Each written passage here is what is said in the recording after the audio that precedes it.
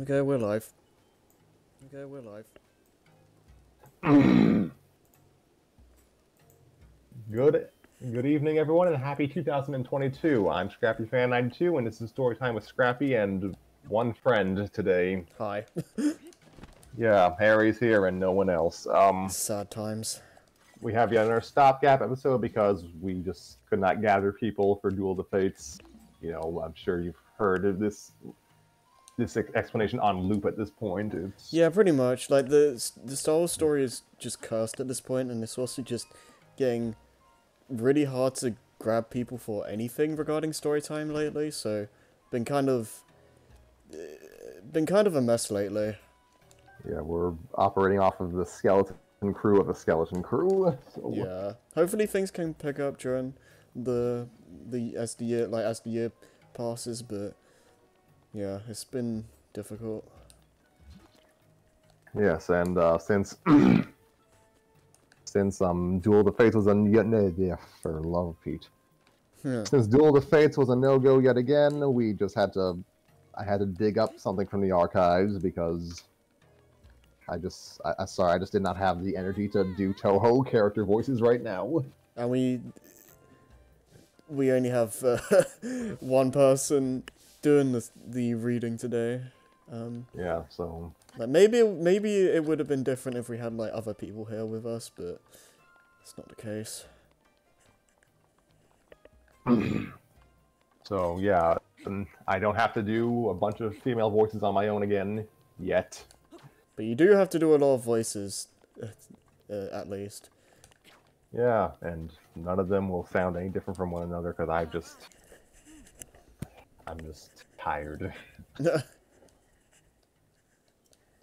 So yeah, I had to go digging through some stuff I read like a decade prior when I was really into fanfiction.net. And I decided to dust off an old story featuring everyone's favorite Scooby-Doo character. Yeah. Yes. By the author Math16, this is Scrappy-Doo and the Creep Kids. It is a story that takes place somewhere. I don't know what, like... Scooby-Doo doesn't have continuity anymore, but... Nah. Like, it's just a loose follow-up to both Scooby-Doo and the Ghoul School, which was a 80s film that featured real monsters, but they were benevolent this time. That was the twist. And also loosely following up the live-action movie, so I guess spoilers for that.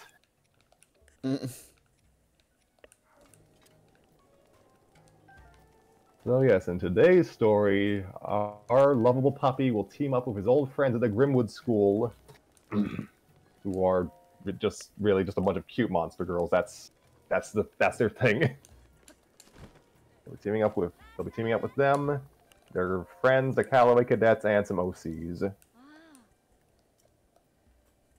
You know, I should really just read the story summaries that the authors provide us. Yeah. A fallen angel named Samael, yes, you heard that right, is hunting down the most famous myths, legends, ghosts, and monsters. So Scrappy-Doo gets reunited with the Grimwood Ghoul School girls and joins a group known as the Creep Kids to solve this mystery. Full disclosure, this story is also done in script format, much like the L stands for loser, so I'll have to kind of retool text in real time just to make it kind of, what's the word? Not read properly, but be heard. I guess in a more streamlined form when I'm reading aloud for the show. Yeah.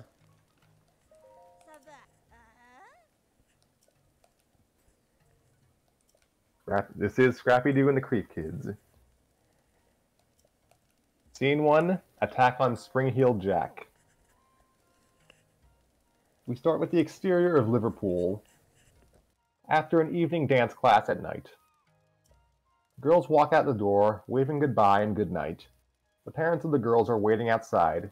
Jack Springald, also known as Spring-Heeled Jack, walks towards the school from the shadows. He has pointy ears, dark hair, and a beard. Wears a black suit with white stripes on the upper front torso and black custom shoes. Spring-heeled Jack is a mysterious human-like demon who secretly scares people throughout Europe and can leap great distances.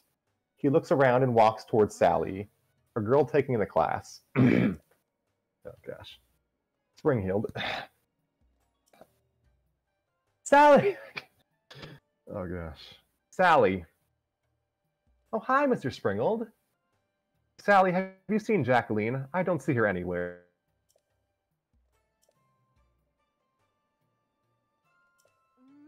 I'll go get her. Sally walks inside the school. Exterior inside the school. Night. Jacqueline is the daughter of Spring-heeled Jack. She has dark hair and pointy ears, just like her father, possesses red lips and wears black high-heeled boots. She always has a spring in her step, and she always loves dancing. She dances to music when her friend Sally enters the room in the middle of the song. Jacqueline, come on. Class is over. What are you still doing here? Oh, sorry, Sally, but there's this one dance that I love, and there was a CD for it, and, well, I always wanted to do it. Can't you think of anything but dancing? Anyway, come on. Your dad's waiting for you. Jacqueline puts on a coat with white stripes on the upper front torso. Both girls walk out of the room. Exterior, outside the school, nighttime. Both girls walk out of the door and Spring-heeled Jack still waits. Hi, Daddy. Jacqueline. Thank you, Sally. You're welcome, Mr. Springold. Bye, Jackie. See you next week. Okay, bye.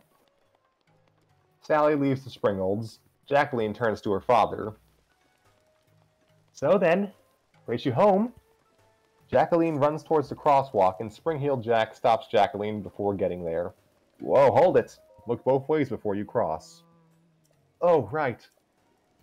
They both look both ways. There are no cars. Okay, let's go. A small bluish-white energy slides down their legs and into the heels. Inside, the energy goes into a small spring embedded in the heels of their shoes. Both Springolds jump on and off the roofs of the buildings across the street. The parents and the girls turn their heads to where the Springolds were and raise their shoulders.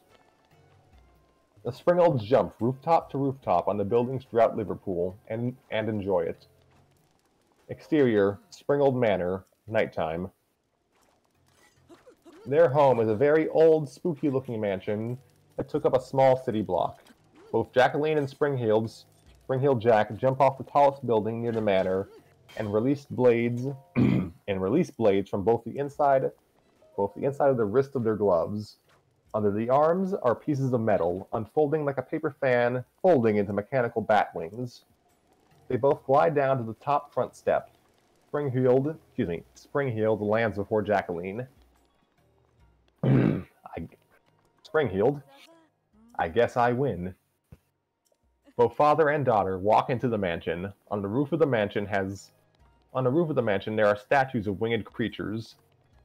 A bolt of lightning flashes out of the sky, and one of the statue's wings open up. Exterior inside, like that's an odd stage direction.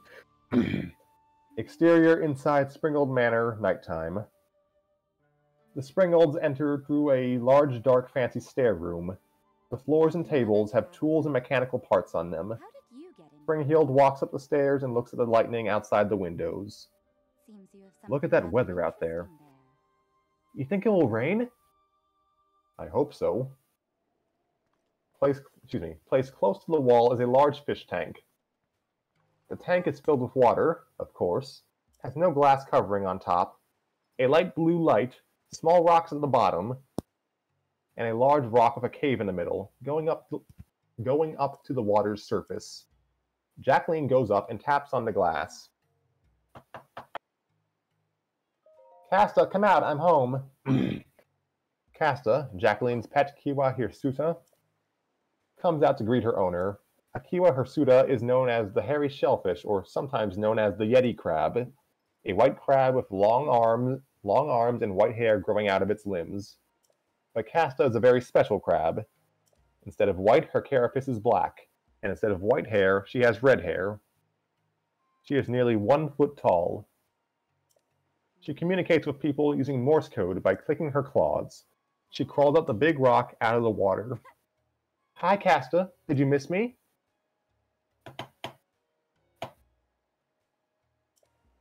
Okay, let's go into the kitchen and I'll get you your dinner. You're welcome.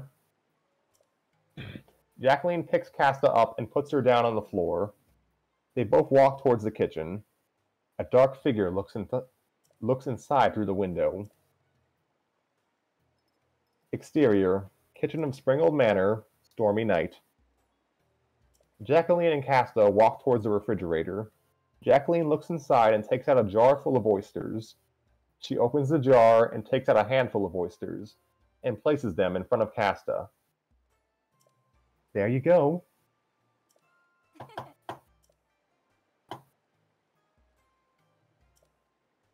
Casta clicks cheerfully and grabs an oyster and forces it open with her claws, then eats it. Jacqueline is just about to put the jar back in the fridge until she hears a beating noise coming from the den. She closes the fridge door and puts the jar in her pocket. She then exits the kitchen, heading towards the den. Exterior, den of Springald Manor, stormy night. Jacqueline enters the den and sees the noise coming from an open glass door, beating against the wind. She closes the door and turns around to notice a tall, dark figure standing in front of her. A bolt of lightning reveals the figure's face for a short second. Jacqueline just stands there quietly, staring at the figure. Exterior, Springhild study, stormy night.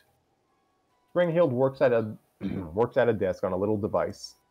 Suddenly, he hears a shattering sound coming from the den and runs out toward it. Exterior, kitchen, stormy night. Casta also hears a noise and rushes out of the kitchen. Exterior, den, stormy, rainy night. Both Springhild and Casta enter the den to find Jacqueline lying on the floor, shattered glass scattered around her, and a huge hole in the glass doors. They go to Jacqueline to see if she's all right. She is. Springhild feels furious and wants to know who did it. A deep, dark voice echoes. Oh gosh. Springhild, Jack. Springhild turns around and sees the dark figure. The figure continues. I have come to take that which you have owed me. He waves his hand over some nearby candles. The candles light up. My revenge. The fire from the candles shows the figure's true form. He has bright red skin, long black hair, a dark goatee, yellow eyes, 2 black horns sticking out of his head, claws, a torn black robe, and giant wings sticking out of his back with feather-like scales. Springhild. Samael! That's impossible! Samael smiles menacingly. Oh gosh. Nothing is impossible for the unjust. How? Wouldn't you like to know? What do you want? I want you, Springhild. Oh yeah? You and what army? Suddenly, small flares appear in thin air and make circles until they become a fiery halo. Their light reveals that they are hovering over angel-like men. Angel-like men with black armor, skin, and feathered wings. Springhild is surprised and starts looking around in a panic, for he is surrounded. He quickly grabs Casta and the unconscious Jacqueline and jumps out the hole in the glass door, and uses his jumping abilities to get away from Springald Manor. Samael and his minions raise their wings and fly straight through the glass doors and into the sky after Springhild.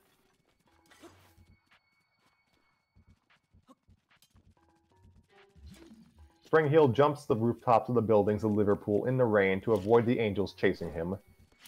He looks back in fear as they prepare for an attack. Spring-Heeled stops in an alley and places Casta and Jacqueline down for safety and continues the chase, his escape, I guess. When Spring-Heeled opens his glider and turns to fight, Samael and his angel minions attack by pulling out spears. Spring-Heeled kicks the angels that are the closest.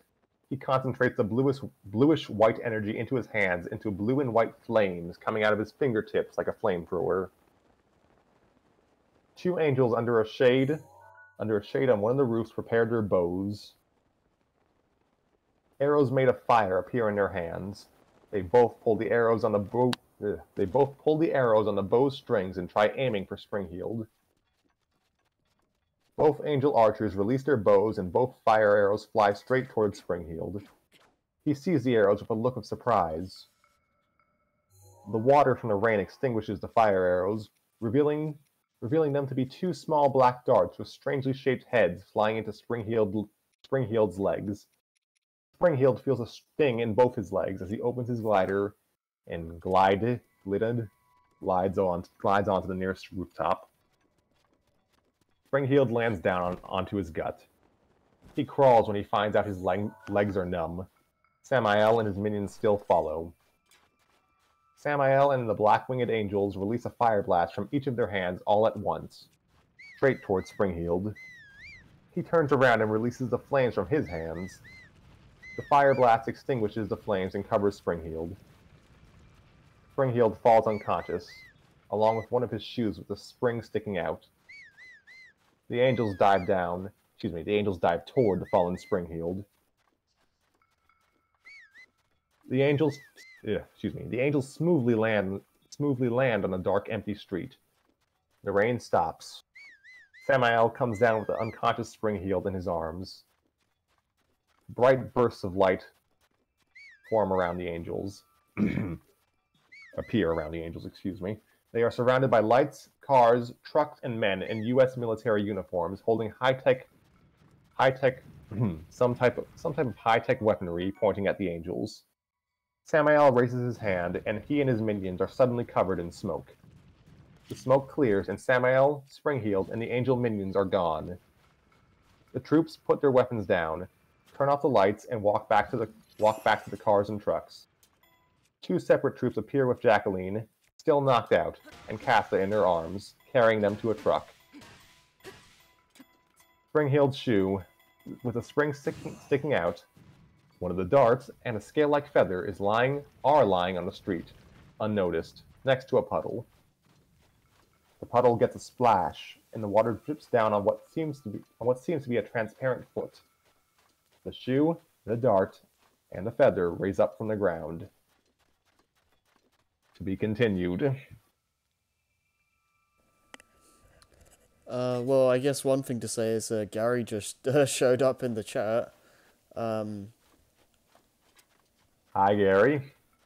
We're sorry that we haven't gotten to your story yet. It's, yeah. I mean, I don't really I'm, like... I don't really have much to say. I really wish there were other people here to, like, comment on the story, because I don't really have much to say, but, Did you hear my Morse code? I don't know. Alright, let me demonstrate again. For those who could hear it, prepare your ears.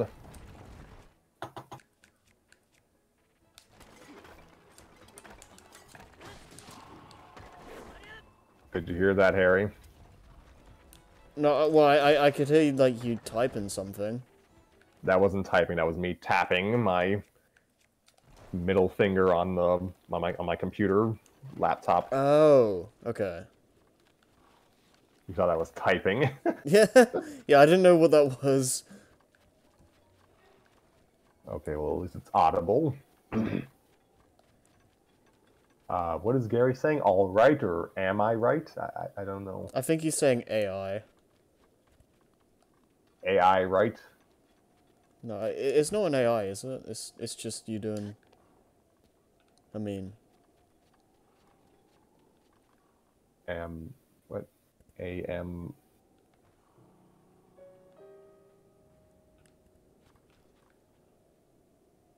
oh, Am okay, I yeah, right? okay, okay, right.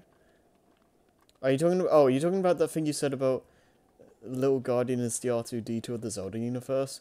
Um, I mean, I guess.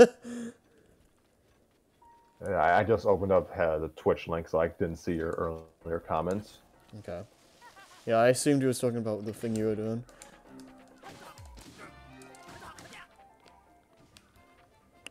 Oh dear. Well, that was just chapter 1 to set up everything.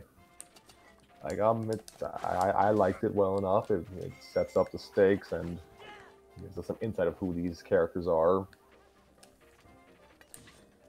I think it's excuse me. I like their choice for monsters. Spring Hill Jack doesn't really get as much coverage as like your stock witches and werewolves, so that's neat. Like this story is actually my introduction to Spring Hill Jack, just as a kind of as a character in general. Oh, fair enough. Yeah, a lot of these characters I'm unfamiliar with, so... I mean, these are all, like, a lot of these are OCs as well, aren't they? So... Well, yeah, OCs in the context of, like, Scooby-Doo, but, right. like, Spring Hill Jack is, like, that's a pre-established character in fiction. Fair enough.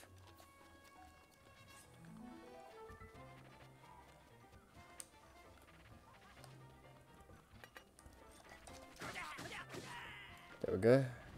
Nice. Oh, dear. So, I did pre-read Chapter 1 for however little that helped.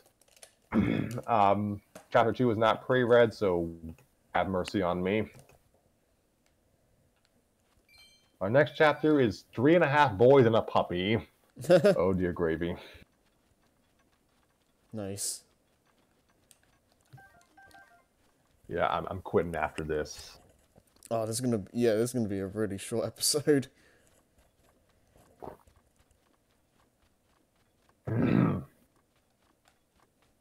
Disclaimer, thanks for my first review. This was probably back in like 2009. So here comes chapter 2. Enjoy! Scene 2. 3.5 Boys and a Puppy. Exterior, over the Atlantic Ocean. Tandem rotor helicopter, morning. Spelled with a U, which is probably a typo, but it feels apropos. Jacqueline slowly wakes up with a boy's face too close to hers. The boy is green with a sinister face, around her age, wears a black vest, has long skinny fingers, red eyes, and messy white hair hanging limply from his eyes. Sounds like a keeper. The boy speaks. Good morning, little ghoul. Jacqueline recoils. She looks around in fear, noticing she's sitting on a metal bench with a blanket in a small, round, humming metal room. She notices another boy sitting across from her.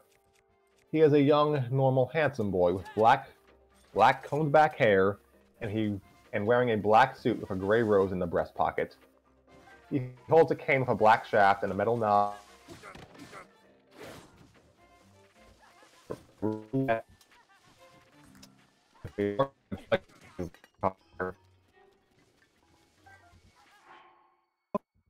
Well, you're glitching out really badly. Yeah, go back a few lines.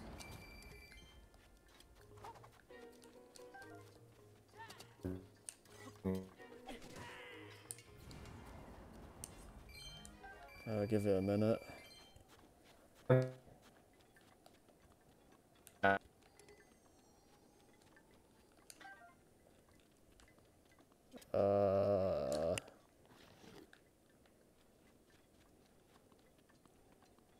Say something, say something? Can you hear me now? Okay, there you are, yeah, it's fine now. She notices another boy sitting across from her. He is a young, normal, handsome boy with black combed back hair and wearing a black suit with a gray rose in the breast pocket. He holds a cane with a black shaft and a metal knob handle and for FERRULE, with a large metallic rose as the collar. The second boy speaks. Oh good, you're awake. I was getting bored. Jacqueline looks outside the window and realizes she's in a helicopter in the air. Where am I? About 8,000 feet in the air. Where's my father? Where's Casta? Boy 1 speaks. Oh, it already has a name? Why? What did you call her? Dinner. You ate my crab! With a side of butter. Relax, he's just kidding. She's right here. He picks up Casta and gives her to Jacqueline. Casta! Both Casta and Jacqueline hug each other.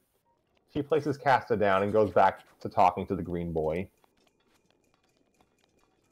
That wasn't very nice of you. If I start acting nice, then I wouldn't be me. He gets close to her. So now that we know your crab's name, and what's yours, cutie? Jacqueline sprinkled. Pleased to meet you, Boy 2 says. I'm Donald Gray, and a giant toad next to you is Henry Hyde. You can call me Harry. I don't know, he's supposed to be growling, that's... A boyish voice calls out from nowhere. Oh, come on, Harry. I doubt that any of your Hyde charms would impress her. Jacqueline looks around, trying to find where the voice is coming from. Her shoulder was tapped a few times. She turns to see, and there's no one there. The two boys start to smile. What you looking at? Jacqueline is still looking around. Where are you? Show yourself. She feels a tapping on her shoulder again. She turns her head, and there's still nobody there. But it wouldn't be as much fun. Oh, really? Says Jacqueline. Yes, really.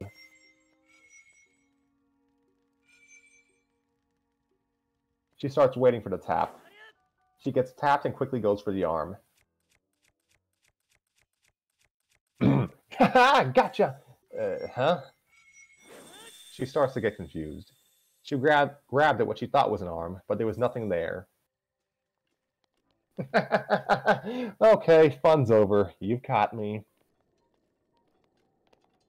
Jacqueline lets go. A bag floats out from underneath the seats. A brown trench coat rises out of the bag. It moves as if someone is putting it on. Allow me to introduce myself. My name is Rodney Griffin. The coat sleeve sticks itself out at Jacqueline. She gets confused and sticks her hand out. She feels a grip and her hand shakes the air. Her first contact with an invisible boy. Sorry for messing with you, but I thought that's what we monsters do best. He takes blue rubber gloves, plaid shoes, a gray hat, sunglasses, and a handmade full-face elastic mask out of the bag and puts them on. I noticed that he doesn't mention pants. He sits down next to Donald. Wow, it's really nice meeting everybody. Not everyone.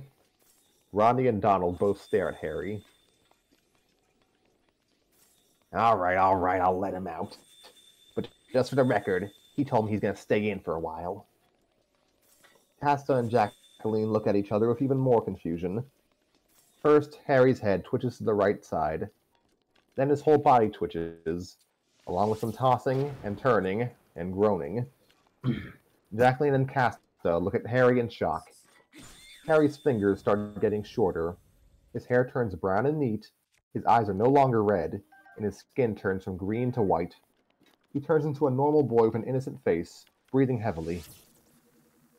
No, no, no! He looks to Rodney and Donald. Oh, what did you guys make him do? Specifically asked Harry to hold me in all day, and you tell him to pull me out! He looks at Jacqueline and pauses for a moment, nervously. Oh, hello. Whoa! What happened to you? You look different. Hmm? No. That wasn't me. That was my darker half, Harry Hyde. The boy shakes Jacqueline's hand, nervously. Pleased to meet you. My name is Edward Jekyll. Hi, it's a pleasure to meet you too.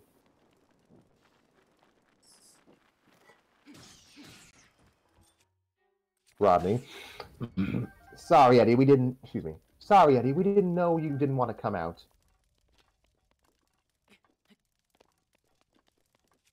Well, Harry should have told you. Eddie turns to himself. Hey, Harry! He twitches and his whole body's left side transforms into Harry. Harry, speaking from the left side. What? What do you want? Eddie on the right side. Why didn't you tell them I didn't want to come out? Nobody asked me. Donald. That is true. Casta pulls on Eddie and Harry's pants and everyone notices.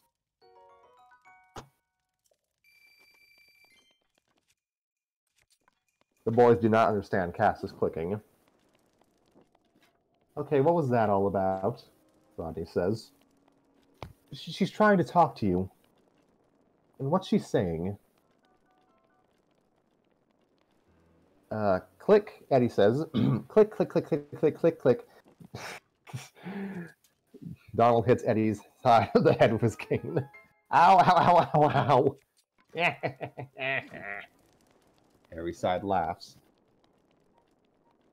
Donald turns to Harry. Hey, what do you think she's saying? Click, click, click, click, click. You too? Donald raises his cane. Harry quickly changes his side into Eddie, and Donald hits his cane on the head. Ow! Harry turns on the left side, laughing very hard. Eddie gets angry and takes the cane and hits it on Harry's side of the head. Yow! Eddie returns Donald's cane. Thank you. Jacqueline speaks. She's asking why you want to stay inside all day. Oh, well, Eddie's just... Eddie quickly covers the mouth and lets it go for a moment later. No reason. Eddie smiles. Wait a minute. Griffin, Gray, Jekyll, and Hyde? She turns to Donald. Donald, do you have a relation to a Dorian Gray? I should. He's my father. I knew it! She turns to Rodney. That must mean that you, Rodney, are the son of Dr. Jack Griffin, the Invisible Man. She turns to Eddie and Harry. And you two must be the sons of Dr. Henry Jekyll and Mr. Edward Hyde. Rodney.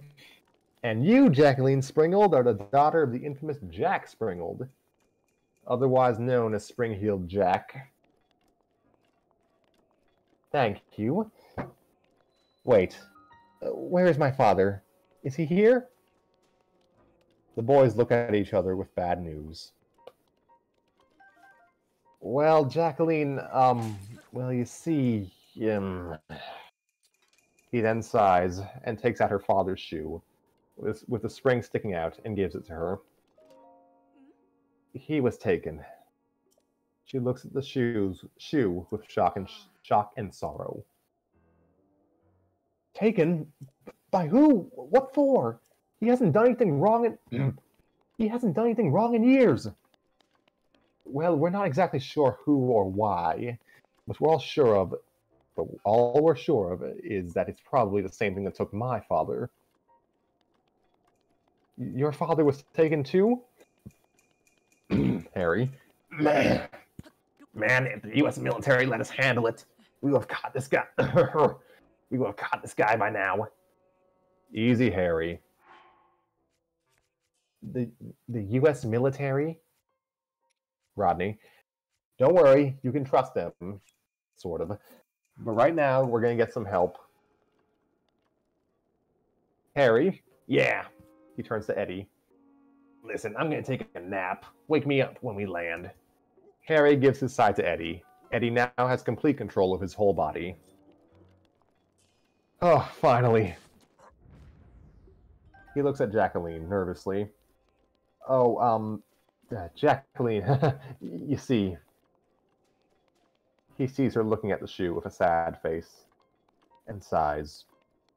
Look, I'm sure you're going to see your father again. She glances at him. I promise. She smiles, along with Eddie, Casta, Donald, and Rodney. Then she rubs Casta on the back of her shell. Rodney reveals a pensive expression on his mask. Exterior, the United States of America. Military airspace, daytime. The airspace is loaded with small buildings, hangars, planes, helicopters, runways, landing pads, jeeps, trucks, and troops. The tandem helicopter lands on one of the pads. The ramp door opens, and Rodney, Donald, Eddie, Jacqueline, and Casta walk out of the helicopter. Donald turns to Jacqueline. Welcome to America. Donald, Eddie, Jacqueline, and Casta walk towards a truck, while Rodney looks around. He sees another truck coming up and smiles. Donald glances at Rodney. Hey, Rodney, are you coming? You go ahead, Donnie. I've got something to get first. Rodney walks towards the truck, slowly taking his coat off his invisible body. The truck was loading out a new military guard dog. One trooper walks up as soon as it parks. Another comes out of the driver's seat with his uniform mostly torn. Troop 1. Hey, what happened to you? Troop 2. This is new guard dog that we got. Couldn't handle him. Troop 1. How can you not handle one dog? Troop 2. Troop 2. Look. The trooper opens up the truck doors. Inside is a dog cage, revealing the top half as empty. The shot shifts down to reveal Scrappy Doo. I cannot do this to my parents. My mother is asleep. Ta-da! Ta-da! Puppy power! Scrappy is saluting. Scrappy-Doo, reporting for duty! The other trooper's eyes were wide open with surprise. Is that? Yeah, but wasn't he? Time off with good behavior. So why is he repaying for all damage he's done? A moment of silence. Troop 1. So what kind of... Excuse me. It's like Mel Blanc's Barney Rubble. Hey, Fred! So what type of guard duty should we give him? Troop 2. I don't care, as long as that dog's out of my truck. Troop 1 turns to Scrappy. Okay. Okay, little guy. You stay here while we find out what we can give you as your first assignment. Scrappy. Yes, sir! The two soldiers leave the truck with Scrappy Doo still in it, waiting. Suddenly, he feels a rattling in his cage. What the? The cage starts to levitate out of the truck. Scrappy prepares to fight. All right, who's ever out there, better show. We need Jason for this. All right, who's ever out there, better show themselves. A marble-sized ball made out of polycarbonate. What? Made out of polycarbonate filled with a blue liquid appears, hovering above them. Rodney's voice echoes out. Funny you should say that. The ball gets crushed, and the blue liquid turns into a blue gas that covers Scrappy. He starts to feel drowsy and falls asleep on the bottom of the cage. Rodney takes the cage and runs without being noticed. The two troopers come back for Scrappy. All right, Scrappy, your special assignment will be... Both troopers look inside the truck and notice Scrappy's gone. Troop 2. Oh, great. Where did he go? Donald, Eddie, Jacqueline, and Casta are loaded onto the other truck. Rodney arrives all dressed, carrying his bag and Scrappy's dog cage, covered in a blanket. Okay, I'm ready. He gets in. Donald notices the blanket-covered cage. What is that? Oh, this is something we can use in our assignment. I'll tell you when we get there. The trunk takes off the kid sitting in the back. Scrappy is still asleep, and no one but Rodney knows he is there. To be continued.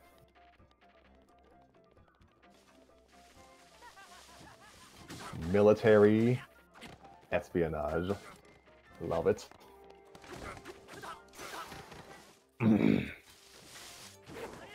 Oh gosh. It took us nearly 2 years, but we finally had have a story where Scrappy appears in a major role, a major speaking role. Yeah. It was fun seeing you like try to do all the voices. Good grief.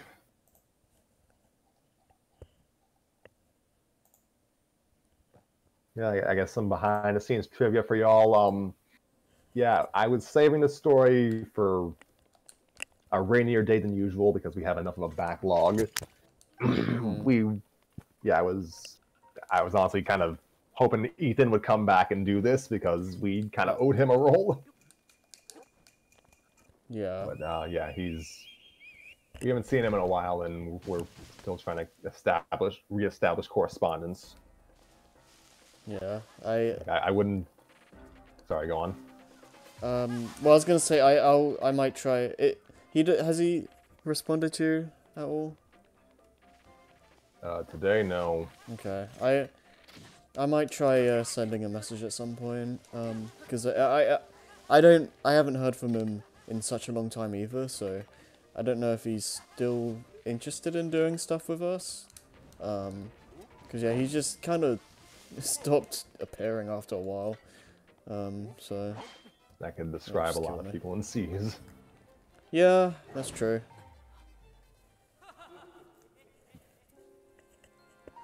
Sorry, I just gotta take a breath for a moment. That was a lot. Yeah, you're doing the whole thing by yourself, I can imagine. Good. So I assume this story is gonna be, like, only read if we have absolutely, like, if we need, like, a stopgap for a stopgap for a stopgap. Because that's what this show has come down to. I guess, I don't know, like... Because we have so many stories that need to be read at this point. So... Like, this shouldn't even be a stopgap because we need people for this. There's, like, 18 major characters in this story. Yeah, it's kind of a mess. Yeah, and it's... I can't voice kids. I can do a handful of female voices, but... Oh gosh, yeah, might have to drag Common and Sabletooth back into this. Yeah, it'd be nice. Hey, you want to read story with Scrappy in it? Yeah. It would be nice to hear from them again. It'd be nice to just hear from people again. 3 consecutive episodes with no one but us. Yeah, that's not great. Which, ironically, was what I intended Storytime to be in the first place, but thank goodness we changed that. Well, just, was it just us two at first? No, I was intending it to be just me, and I guess you recording it. Like, I was just gonna do it, like, full-on audiobook narration style, but people actually volunteered, and that... And now it was... making the original turning...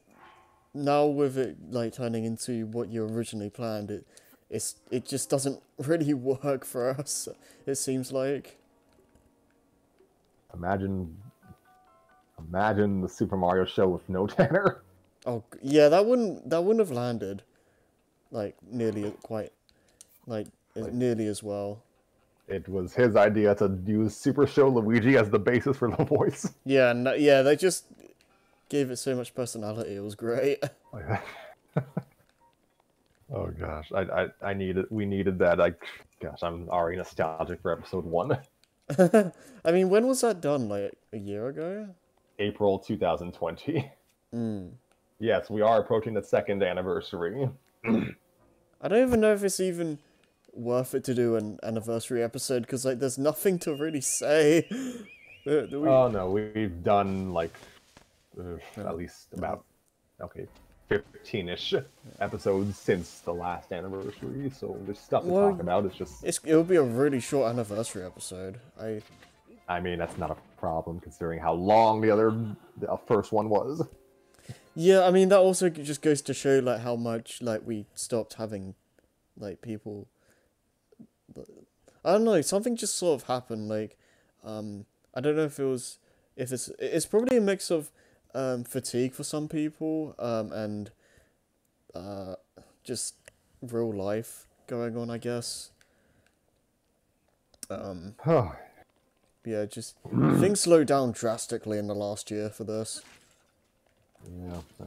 I'd like it to pick up again because there's a lot of stories I'd like to be read on this show, but you know, it's can't really do much about that if people aren't around.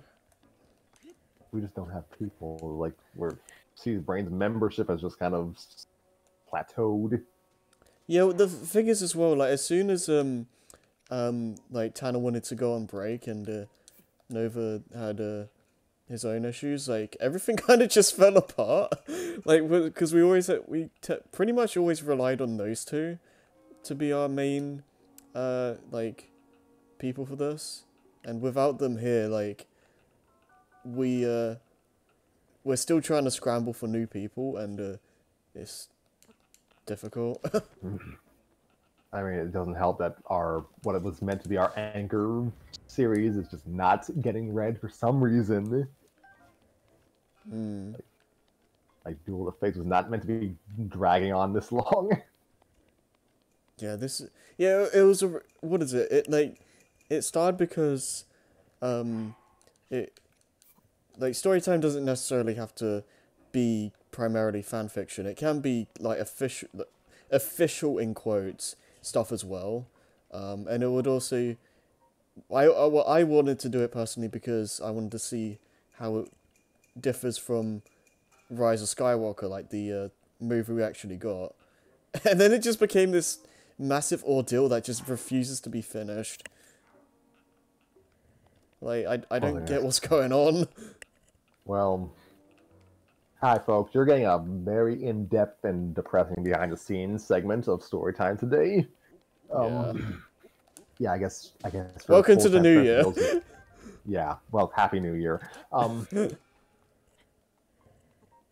Ooh, banana. Banana.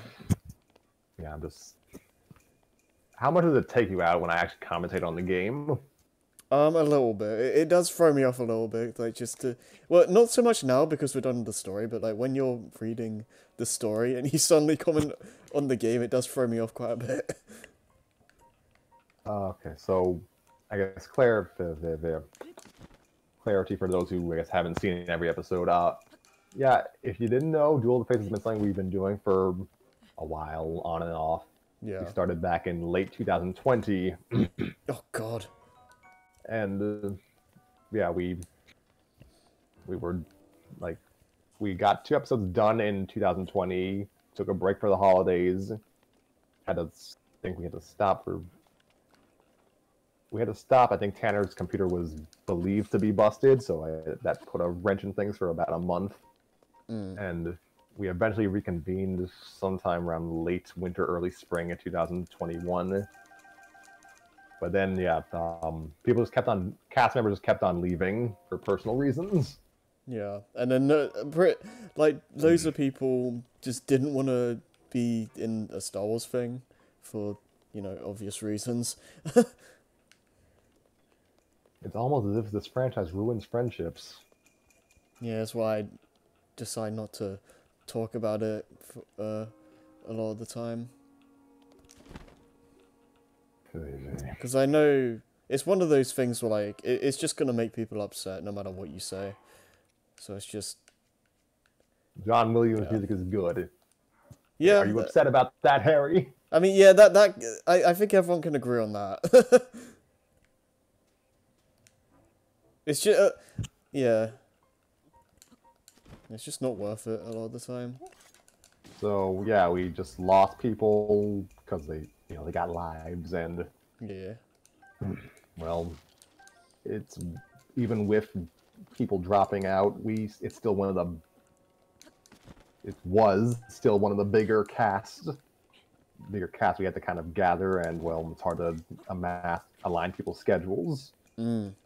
Yeah. So, like, gosh, like I'm half tempted just to read it on my own at this point. Yeah. Yeah, it's. I mean, you'd have to like voice so many characters. I mean, I guess I have to voice Kylo, but that's still a lot of characters you have to voice on your own. Like, it's holding up our progress. The sooner we can get that done, the sooner we can resume "quote unquote" normal fan fiction. Mm. Like, That is true.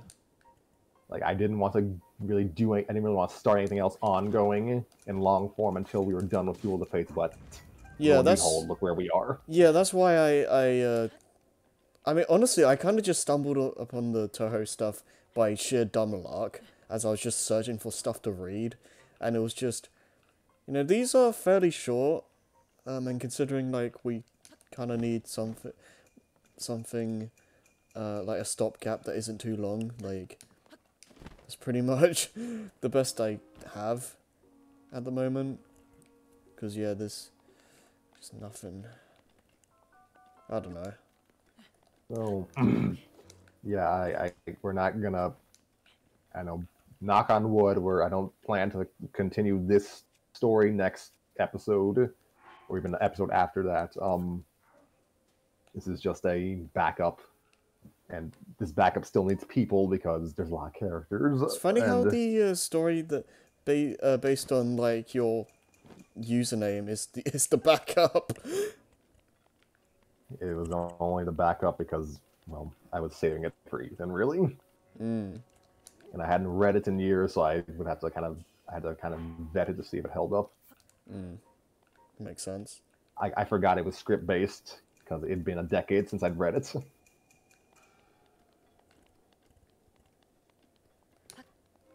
Like, I've got a handful of stories that I can still recall from memory that I can maybe dig out, but like I'm not sure if they'd hit. Not sure how much they hold up. I'm not sure how many people would be interested in reading them. Oh, damn it. Like, yeah, who wants to read the Little Mermaid parody as portrayed by the cast of Power Rangers Mystic Force? Because I remember that story. We can read that. Yeah. God. Or the Mighty Morphin Power Rangers Sailor Moon crossover, which actually would be pretty interesting. That'd be cool. I still need to watch Sailor Moon. I mean, to be fair, I need to watch a lot of things. Like, it's like I mentioned this, I think, in an earlier episode. Like, the story is so old that it's still using the old English dub terminology. So I'd be calling maybe like Sailor Moon is Serena, not Usagi. Right. What Which is means the I'd be original name? Usagi is the name that's used in Japan and in all internet, at least all English material now. Okay, so Serena is like the dub name. Old dub name derived probably from her goddess name, Queen Serenity. Okay. Because I don't really know much about Sailor Moon once again, so I got confused whenever I kept hearing like both names for her. So yeah, that makes a bit more sense. Yeah, it's got terminology of the old dub, but I guess the story is tonally closer to the Japanese script. Sort of. Like, I mean, it would have been hilarious if they wrote it like the dub. Yeah. I am bad at stealth, apparently. Okay, so yeah, I think we're done for today. Yeah, we're just kind of rambling about stuff.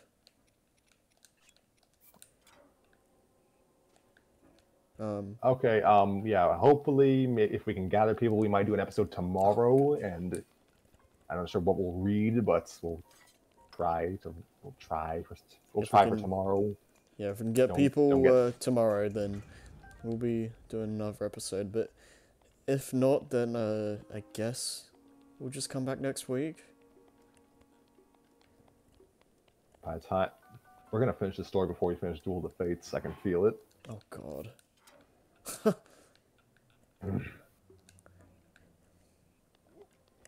Yeah, this story needs to just finish. Like, I want to be done with that so badly. You know, we should maybe take advantage of this. Take advantage of this delay. Like, it'll give us time to cast people for Total Drama Equestria and then be disappointed when they all drop out. That is true. I mean, yeah, we need people on board for that. I don't know who joined for that, but Who wants to read ponies? yeah, there's gonna be like so many characters. Like, I think I skimmed the first chapter a while ago, and it was like super long. So. Okay, like after Duel of the Fates is done, yeah, Tanner technically his soul belongs to us again, so we'll try and drag him back. Yeah. Maybe Nova will come back and Nova does seem to be feeling better than he was. So I don't know if he's good enough to do story time again, but that would definitely be something to ask him.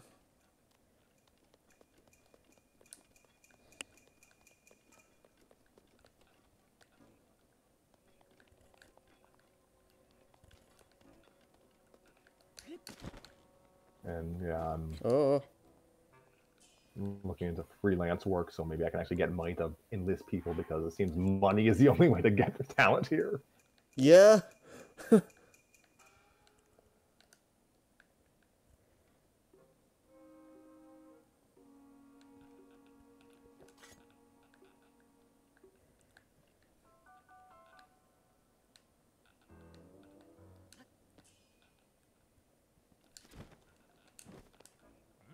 Oh God.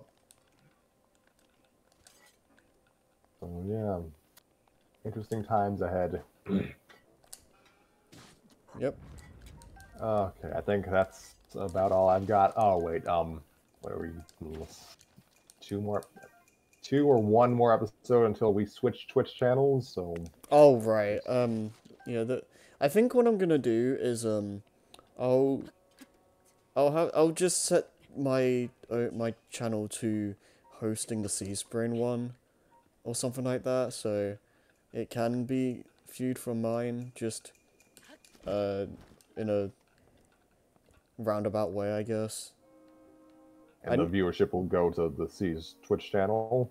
Yeah, I'm not entirely sure how hosting stuff works, but I think it'll definitely end up benefiting us in the long run. I need to. I don't even know the details to the Seaspring one. We might just make a new one because that Twitch channel just never got used really. So yeah, I don't know what's going on there. I suck at this.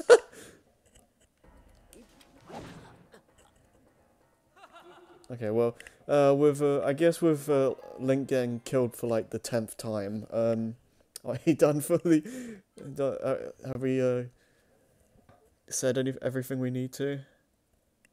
I guess next time, whenever that happens, we're gonna read something. I don't even know what at this point. Yeah. We have options. It's just getting people people. Yeah, getting people to do them is another story. Like Maddie might show up, maybe, if her schedule allows. We actually have a female doing female voices. That'll be nice. But yeah, hopefully things look up in the next year, but we shall see. Yeah, that's all I got. So I guess with that, see you guys tomorrow or next week for story time. Happy 2022, everyone. I hope your year is blessed and fruitful. Indeed. See you guys later.